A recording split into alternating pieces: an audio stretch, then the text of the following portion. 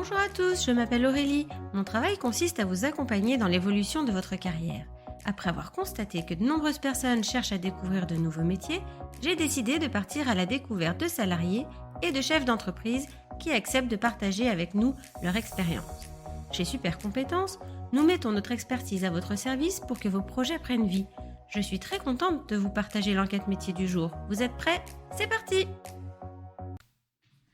Bonjour à tous, je suis aujourd'hui en compagnie de Gwendoline qui est monitrice éducatrice et qui va nous présenter son métier. Bonjour Gwendoline. Bonjour. Est-ce que tu peux un peu te présenter, nous dire qui tu es, ce qui t'a amené à être monitrice éducatrice ? Donc moi je m'appelle Gwendoline, j'ai 36 ans, j'habite à Bourg-en-Bresse. Ce qui a fait que je suis devenue monitrice éducatrice, c'est mon parcours personnel.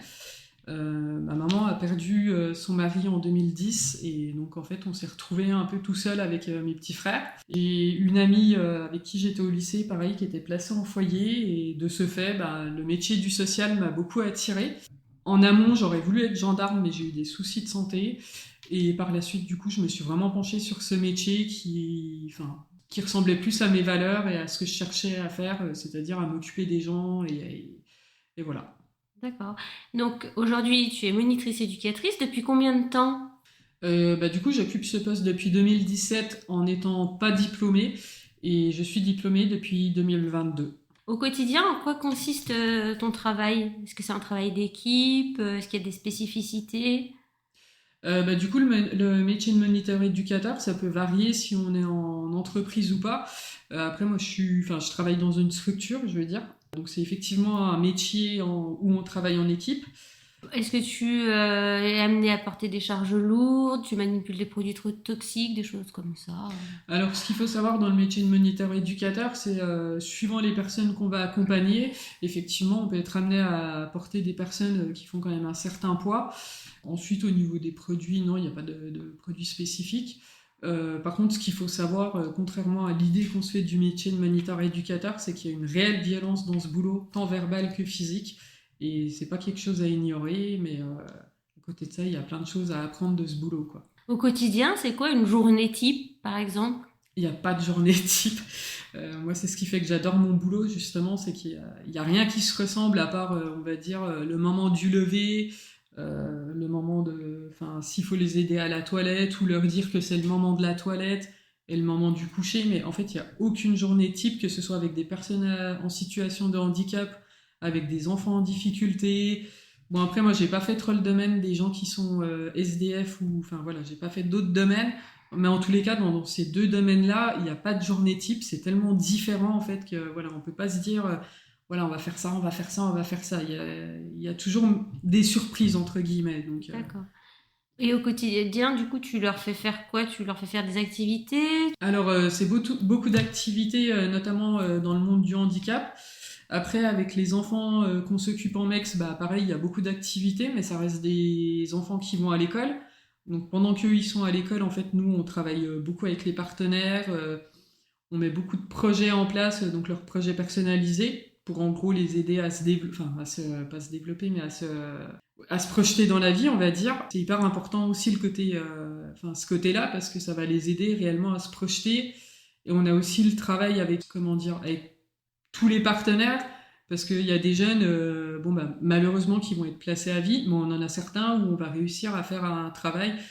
Donc avec les familles, on va réussir à les faire sortir des foyers, et donc c'est vraiment un travail vague, déjà suivant là où on travaille, avec le public où on travaille. Quelles sont les conditions de travail liées à ce métier ? Moi je pars du principe où si on fait pas ça avec le cœur, déjà on peut pas y aller. Faut pas y aller parce qu'on voit de la lumière ou parce qu'on veut une paye. Pour moi, les conditions de travail... Les journées type, on travaille le week-end C'est vague aussi, parce qu'en fait, suivant les structures, on peut travailler soit en 8 heures, soit en 10 heures, soit en 12 heures, ce qui est un petit peu le plus contraignant dans le boulot en tant que moniteur éducateur, c'est les 12 heures. Non ? C'est ça. Et après, on peut travailler les week-ends. Comme on peut ne pas travailler les week-ends, ça dépend vraiment des structures. Type les ITEP, ils vont travailler, ils sont fixés par rapport à les vacances scolaires. Donc eux, ils travaillent pas les week-ends, ils travaillent pas les vacances scolaires. Mais par contre, moi, là où je travaille, par exemple, on travaille un week-end sur 2 et on travaille en 12 heures. Donc après, c'est vraiment par rapport à la personne ce qu'il souhaite dans sa vie à côté aussi pour s'il est d'accord ou pas, parce que c'est des contraintes, hein, mine de rien, de travailler les week-ends, les jours fériés. Il y a aussi les fêtes de fin d'année hein, où on travaille, donc faut prendre tout ça en compte en tous les cas. Quelles sont les compétences attendues pour ce travail ? Pour moi, la plus grosse compétence, c'est l'écoute, déjà. L'écoute, et puis vraiment être attentif sur la personne, enfin vraiment l'apprendre en globalité. Donc, c'est-à-dire vraiment regarder tous les signes qui vont nous faire comprendre que la personne va pas bien ou qu'au contraire, elle va très bien. Mais je pense que la plus grande qualité, oui, c'est effectivement l'écoute et puis prendre la personne dans son intégralité. Il ne faut pas se dire, tiens, aujourd'hui, elle est comme ça pour telle ou telle...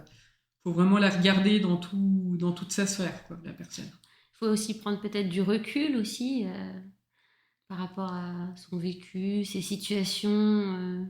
Parce que ça doit être des fois un peu violent. Alors, il faut prendre du recul, oui. Après, il faut y arriver. D'où le fait que je dis bien que ce métier, c'est un métier avec le cœur. Il faut y aller quand on a ça dans les tripes, parce que sinon on ressort de là-bas, on n'est pas bien. J'ai vu des personnes qui ressortaient de là-bas pas bien du tout et qui malheureusement faisaient ça pour la paye plus que par passion. Et je pense que si on fait pas ça par passion, on est amené à des burn-out, à des coups de pas bien. Quels sont les débouchés dans votre profession ? Du coup, dans le social, en tant que moniteur éducateur, je pense qu'il y aura toujours un boulot là-dedans, malheureusement, parce qu'il y a tellement de personnes placées, que ce soit des personnes en situation de handicap, parce que mine de rien, c'est quand même lourd pour les familles. Et au niveau des enfants placés, qu'on se le dise, il y aura toujours des enfants à placer dans des foyers.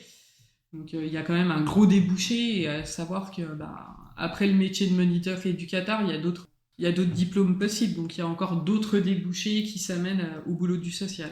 Donc ça, c'est plutôt dans l'évolution de la carrière, du coup, voilà. Il est possible d'évoluer. C'est ça.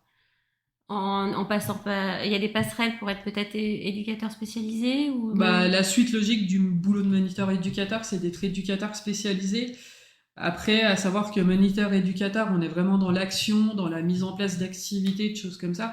Alors qu'à l'inverse, après ça c'est sur papier, mais à l'inverse, l'éducateur spécialisé est plus amené au côté administratif, à faire le lien entre la hiérarchie et les équipes. Donc là, ça devient plus du boulot d'administratif. Donc il faut vraiment aimer être plus dans un bureau que sur l'action, quoi. Un éducateur spécialisé peut être indépendant aussi ? Oui, il peut travailler à son compte, à l'inverse du moniteur éducateur qui, lui, en général, travaille plus en structure pour le coup. Quel est le parcours pour parvenir à ce travail ? Alors il y a plusieurs façons de faire en fait. Donc soit l'école normale, donc on passe un concours et on intègre l'école de moniteur éducateur. Soit donc on peut être aussi apprenti dans une structure parce que ça arrive souvent qu'ils cherchent des apprentis.